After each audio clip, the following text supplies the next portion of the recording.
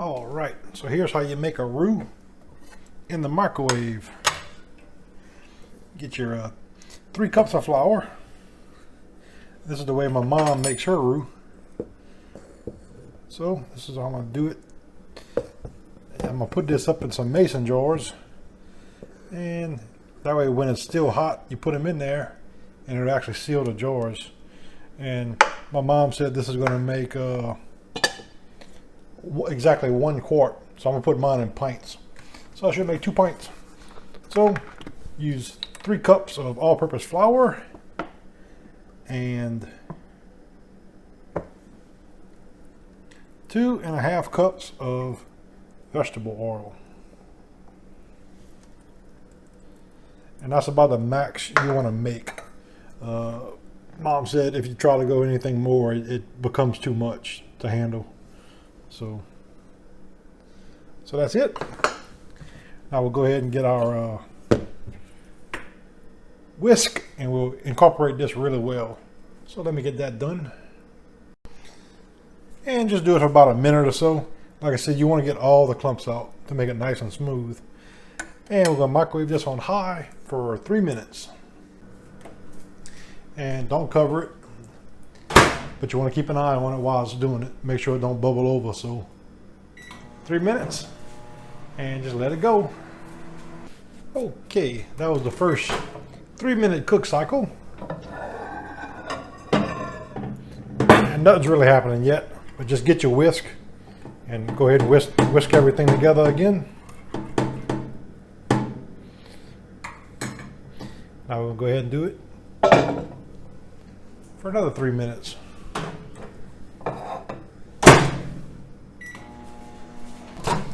Now, as you can see, I don't know if you've just seen it, but the mix does want to come up to the top. So just keep an eye on it, because you don't want this mess going everywhere. But eventually it's going to quit doing that.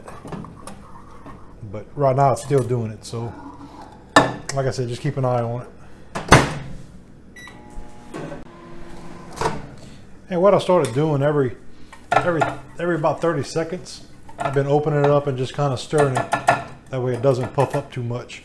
It seems like it's getting less and less. So right now I'm on the 9-minute cycle. So this is my 3rd cycle of 3 minutes. All right, so this has been a total of 9 minutes. I'll go ahead and kind of pull it out where we can see what we look like now. And that's how it looks. Like I said, it's just starting to turn brown a little bit. So we're going to go ahead and we're going to do it for another 3 minutes. So like I said, so far it's been 9 minutes. And I was opening it up and looking at it and stirring it every 30 seconds. Now I think I'm going to do it every after a minute. I'm going to check it and see what it looks like. So we'll go ahead and do 3 minutes again. All right, so right now we have the 11-minute mark, and that is what we look like. And as you can tell, it's definitely starting to change color now. I'm gonna take my spatula and I'm gonna go around the edge just to get all that down in the bottom too. This is what kind of fluffed up when I first started it, so get that scraped down. I will let it continue for 1 more minute. Okay, so this has been a total of 12 minutes now. And that is what we look like. Get your whisk. Go ahead and incorporate everything really good. Now at this stage, I think we're going to start doing 1 minute at a time. It's starting to turn. Right, that was another minute.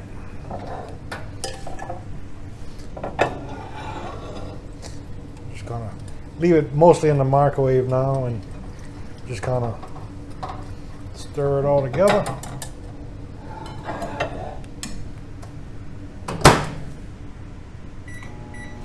Another minute. All right, at this point, we've been a total of 15 minutes. All right, now we're at 16 minutes. All right, at this stage, we're at the 17-minute mark. All right, now we're at 18 minutes. All right, now we have 19 minutes. All right, now we have 20 minutes. Got a pretty good change happening now. Getting a little thicker. Starting to clump up a little bit, so that's good. Still not dark enough, so we're gonna let it go another minute here.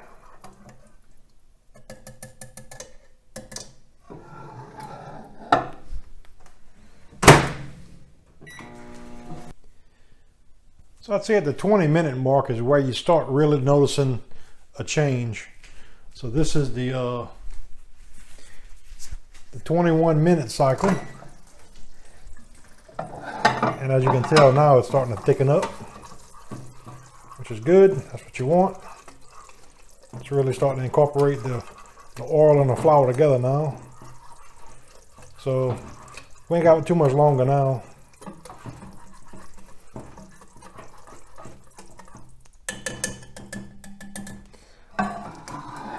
At this point, I'm gonna start doing 30-second increments.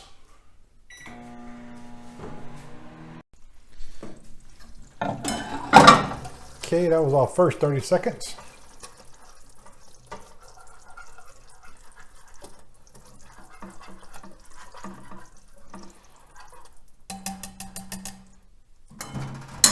Now I'm gonna get my little blue spoon and kind of go around it too, just to make sure everything's nice and down.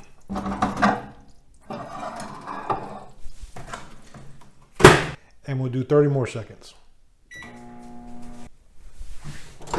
All right, at this point, we're at the 22-minute mark. And that's how we're looking. Got a real good smell to it now.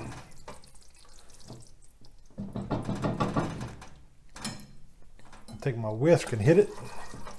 Get it all nice and incorporated really good. Nothing's really sticking in the bottom, so, you know.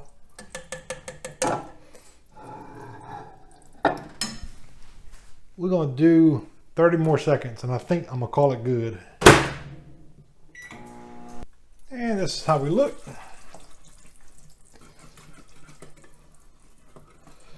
I'm happy with that. That's a pretty good roux right there. So, you know, between 22 and 23 minutes, that's the sweet spot, I think. And this should make about 2-pint jars. So let me get that ready. The first thing I'm gonna do is take my jars. I've used these lids already, so I got an X on them. I'm not gonna reuse them, but I'm gonna get the outside of these jars hot and just some warm the tap water out the hot of my kitchen faucet. That way there's no chance when I put that in the jar it's gonna break the jar. So let me do that. So here's my mason jar that's already washed, and I got it warmed up with the kitchen hot water. And now we'll just go ahead and lather in our roux and try to not make too much of a mess.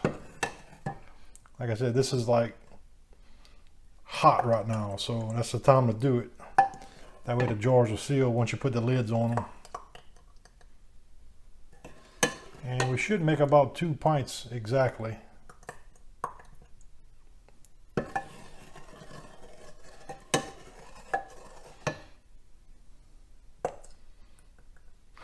And I'm gonna leave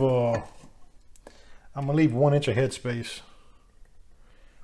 Thereabout. I mean, let's see. We're getting pretty close here. I think that's good in that one.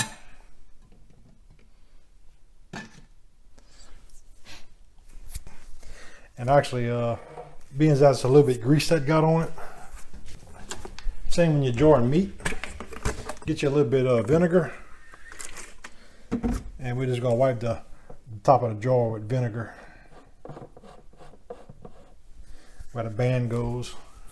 And I'm gonna run my bands under the tap just to kind of get them a little bit warm. The seal on it, and of course make sure you dry them off really good. And just put your ring on it. Get you a clean band. Go ahead and hold your jar.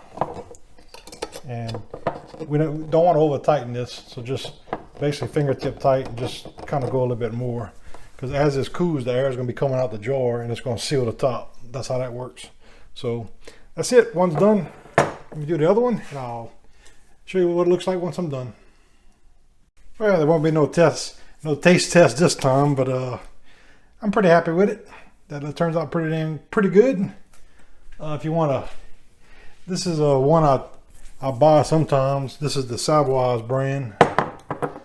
So the one I did is not quite as dark, but I think it'll be fine. So yeah, that's how you make roux in the microwave. Like I said, maybe I could have went a little bit longer, but I didn't want to get that burn taste on it. So I think that's going to be a good roux right there. Well, thanks for watching. If you enjoyed my video, please subscribe to my channel and hit the like button. Thanks.